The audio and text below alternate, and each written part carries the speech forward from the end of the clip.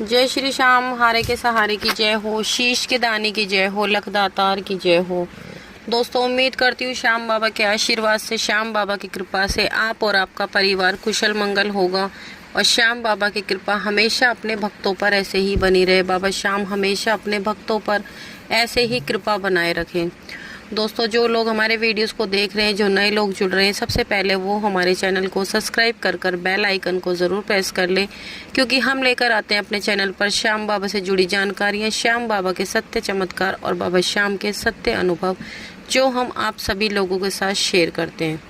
तो चलिए ज़्यादा देरी ना करते हुए वीडियो को शुरू करते हैं। वीडियो शुरू करने से पहले सभी भक्तों को जय श्री श्याम। तो दोस्तों, आज की जो कहानी है वो बिहार से है। ये विकास जी ने भेजी है, जो कि बहुत ज़्यादा उन्होंने अपनी लाइफ में स्ट्रगल किया है, बहुत ज़्यादा दुख देखे हैं और जब से वो श्याम बाबा से जुड़े हैं उनकी ज़िंदगी बदल दी बाबा श्याम ने उनकी दुनिया ही बदल दी। तो चलिए उनकी लाइफ जर्नी आप सभी लोगों के साथ शेयर करते हैं और कैसे श्याम बाबा ने उनके साथ चमत्कार किया आप सभी लोगों को बताते हैं। तो कहानी अगर आपको पसंद आए तो प्लीज़ वीडियो को लाइक कर दें और आगे भी शेयर कर दें और कहानी को अंत तक ज़रूर सुनें। तो आज की कहानी विकास जी की है, जो कि बिहार से हैं। विकास जी बताते हैं कि विकास जी ने अपना जीवन काफ़ी गरीबी में जिया है। उनका जन्म सन 1986 का उनका जन्म है। वो बताते हैं कि जब वो करीब 6 साल के थे, उनके जो फादर हैं वो मजदूरी किया करते थे और उनकी मदर अपना घर में ही थोड़ा बहुत अपना बच्चों को देखना या थोड़ा बहुत अपना काम इधर उधर से मिल गया तो कर लिया करती थी, वरना अपने घर को ही वो संभाला करती थी। विकास जी 3 बहन भाई हैं, 1 बहन और 2 भाई हैं।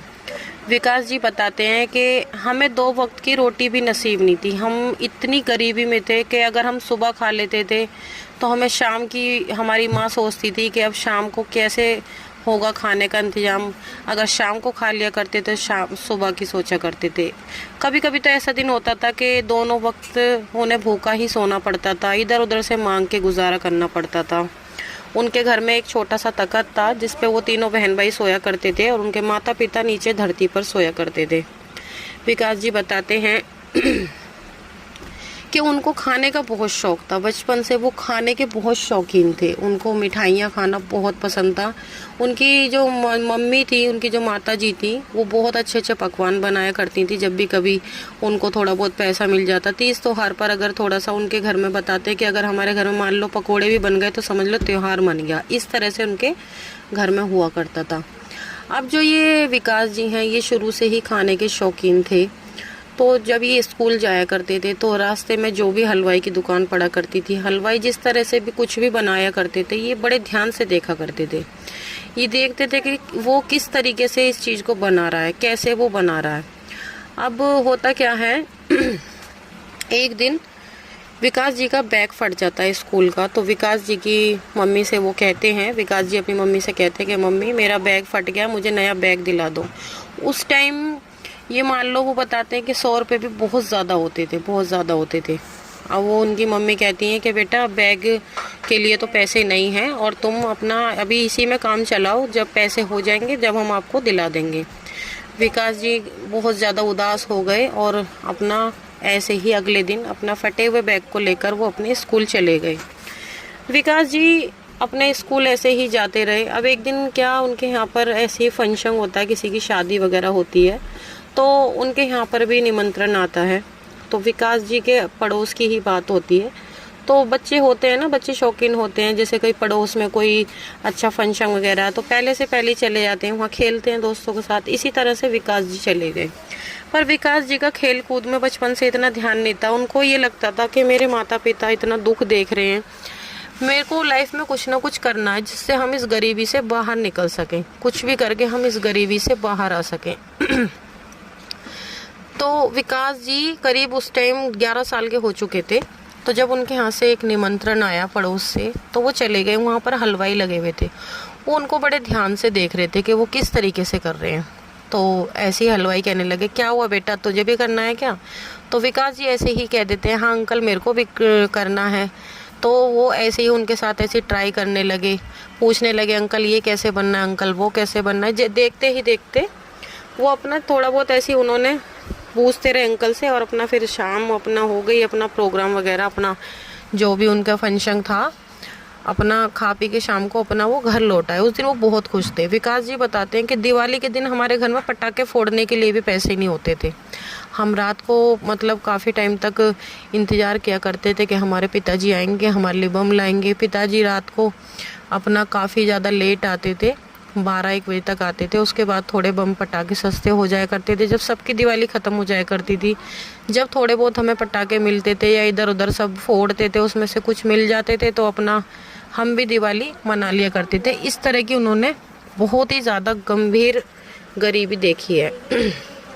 अब होता क्या है, जब विकास जी करीब 21 साल के हो जाते हैं, उन्होंने अपनी पढ़ाई वगैरह कंप्लीट कर ली होती है, जैसे तैसे करके उनकी पढ़ाई पूरी हो जाती है, 12वीं पास कर लेते हैं। फिर वो आ जाते हैं दिल्ली काम के लिए। वो अपनी मम्मी को बोलते हैं कि मैं दिल्ली जाकर कुछ ना कुछ काम करूँगा, वहाँ पर जाके मुझे कुछ ना कुछ करना है। अब जब वो दिल्ली आ गए, उन्हें यहाँ पर भी कोई काम नहीं मिला। फिर वो लगे हलवाई की दुकान पर। वो हलवाई की दुकान पर लगे और उन्होंने अपनी मम्मी को बोला कि मम्मी ऐसे ऐसे मुझे काम मिल गया है और मैं हलवाई की दुकान पर लगा हूँ। उनकी मम्मी ने कहा कि बेटा ये कैसा काम है। तो जब भी विकास जी ने कहा कि मम्मी मेरा इंटरेस्ट खाने में है और अब मेरे को कुछ काम नहीं मिल रहा, आप मुझे करने दीजिए, अगर कुछ और अच्छा काम मिलेगा तो मैं कर लूँगा, नहीं तो इतने यही कर लेता हूँ। अब वो बताते हैं कि वो हलवाई की दुकान पर लग गए थे। उनको करीब 2 से 3 हज़ार रुपये पर मंथ उनको मिल जाया करते थे, जिससे कि उनका गुजारा हो जाता था थोड़ा। अब वो लग गए हलवाई की दुकान पर, लगे उन्हें करीब 2 साल हो गए। 2 साल में उन्होंने हलवाई का पूरा काम सीख लिया, अच्छी मिठाइयाँ बनानी सीख ली, सब कुछ सीख लिया। अब उनके दिमाग में आता है कि मुझे कुछ ना कुछ तो करना है। अब यही है, देखो कुछ भी इंसान अगर करने की सोचता है तो उसके लिए पैसे की ज़रूरत होती है। पर विकास जी के मन में कहीं ना कहीं यही रहता था कि मैं आखिर करूं तो करूं क्या। कहीं उन्हें अच्छा काम भी नहीं मिल रहा था। अब उनका था कि मैं भी अपनी एक हलवाई की दुकान खोलूं, पर उनके पास इतने पैसे नहीं थे जिससे वो अपनी हलवाई की दुकान खोल सके। एक दिन वो ऐसे ही अपने सेठ जी से बातें कर रहे थे। बातें करते करते कहने लगे कि सेठ जी मेरा भी मन है कि मैं भी अपना काम खोलूं। सेठ जी बहुत अच्छे थे और उन्होंने कहा कि बेटा तू चिंता ना कर, अगर तुझे काम खोलना है तो अपना काम खोल, मैं तेरी हेल्प करूंगा, जो होगा मैं तेरे को उसमें पूरी हेल्प करूंगा। और जो उनके सेठ जी हैं वो श्याम बाबा के बहुत बड़े भक्त थे। वो श्याम बाबा को बहुत ज़्यादा मानते थे। अब एक दिन क्या, वे विकास जी दुकान पर काम कर रहे थे, उनकी नज़र पड़ जाती है उनके गले के पास वो श्याम बाबा की फ़ोटो रखते हैं। वो कहते हैं कि सेठ जी ये किसकी फ़ोटो है। तभी सेठ जी ने बताया कि ऐसे ऐसे श्याम बाबा हैं, आज इन्हीं की कृपा से हमारा व्यापार इतना अच्छा चल रहा है और हम श्याम बाबा के दरबार हर महीने जाते हैं, ये सबकी झोलियाँ भरते हैं। तो विकास जी कहने लगे अगर ऐसा कुछ है तो मुझे भी एक बार दर्शन करा दो बाबा के, आखिर कौन है ये, मेरी भी शायद किस्मत जग जाए। तो सेठ जी ने कहा कि चिंता करने की कोई ज़रूरत नहीं है, अब हम चलेंगे तो आप भी हमारे साथ चलना। इस तरह से विकास जी भी अपने सेठ जी के साथ 11 के दिन श्याम बाबा के दरबार पहुंचते हैं।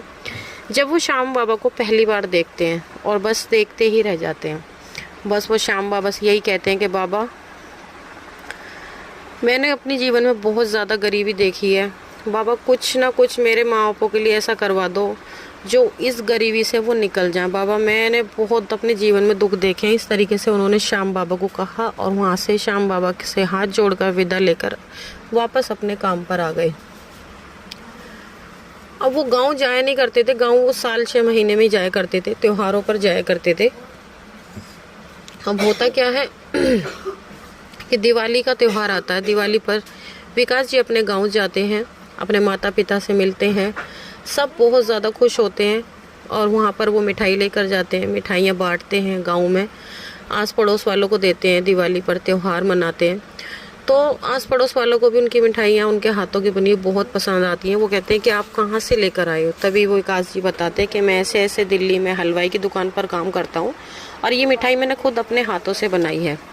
तभी एक बंदा कहता है कि विकास तुम्हारे हाथों में तो जादू है, क्यों ना तुम भी एक मिठाई की दुकान खोल लो। तो मान लो विकास के तो चमन से खिल गए। वो कहते हैं कि मेरा तो खुशी का कोई ठिकाना ही नहीं था, जो चीज़ मैं सोच रहा वो मतलब एक इंसान ने भी खुद से मेरे से कही। पर सबसे बड़ी समस्या आ गई पैसों की। अब सेठ जी ने तो कहा ही था, अब वो उनसे कहने लगे कि भाई दुकान तो मैं खोल लूँ पर पैसों का कोई जुगाड़ नहीं है, कैसे मैं अपना दुकान खोलूँ, कैसे क्या करूँगा, कैसे नहीं करूँगा। तभी उनके जो गांव के एक उनके अंकल होते हैं, वो कहते हैं कि बेटा तो चिंता मत कर, तुझे अगर अपना कोई काम खोलना है तो अपना काम खोल, जो हमसे मदद होगी हम करेंगे। तो कुछ उनके अंकल ने उनको पैसों से हेल्प की। फिर जब वो वापस दिल्ली आए तो उनके जहाँ पर वो काम करते हैं सेठ जी ने भी उनकी हेल्प की। ऐसे करके उन्होंने एक छोटी सी हलवाई की दुकान खोली। आज उस छोटी सी हलवाई की दुकान से उनकी बहुत बड़ी श्याम मिष्ठान भंडार के नाम से बहुत बड़ी दुकान खुल गई है मिठाई की। उन्होंने अपनी दुकान का नाम भी श्याम मिष्ठान भंडार रखा है। वो कहते हैं मेरी ज़िंदगी में जो कुछ भी है आज वो सब श्याम बाबा की देन है। श्याम बाबा की वजह से ही आज मैं यहाँ तक पहुँच पाया हूँ, नहीं तो मैंने इतनी गरीबी अपने जीवन में देखी थी, शायद ही किसी को ऐसी गरीबी देखने को मिले। तो उन्होंने कहा श्याम बाबा ने मेरी ज़िंदगी में इतना बड़ा चमत्कार किया है, उन्होंने मेरी ज़िंदगी पूरी तरह से बदल के रख दी। तो दोस्तों ये सत्य कहानी आज की यहीं पर समाप्त होती है। श्याम बाबा ऐसे ही लोगों की ज़िंदगी में चमत्कार करते हैं। अगर आपकी ज़िंदगी में भी आप चाहते हो कि बाबा श्याम कोई चमत्कार करें तो सच्चे दिल से बाबा पर विश्वास रखिए, पक्का मन में ठान लीजिए जो भी आपको करना है, जो भी सोचना है, सब कुछ बाबा पे छोड़ दीजिए।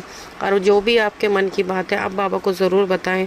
आपकी मनोकामना बाबा श्याम ज़रूर सुनेंगे, आपकी विनती ज़रूर सुनेंगे और बाबा श्याम आपकी ज़िंदगी में भी चमत्कार करेंगे। तो चलिए दोस्तों, कल मिलते हैं एक और नई सत्य कहानी के साथ। जब तक के लिए सभी भक्तों को जय श्री श्याम।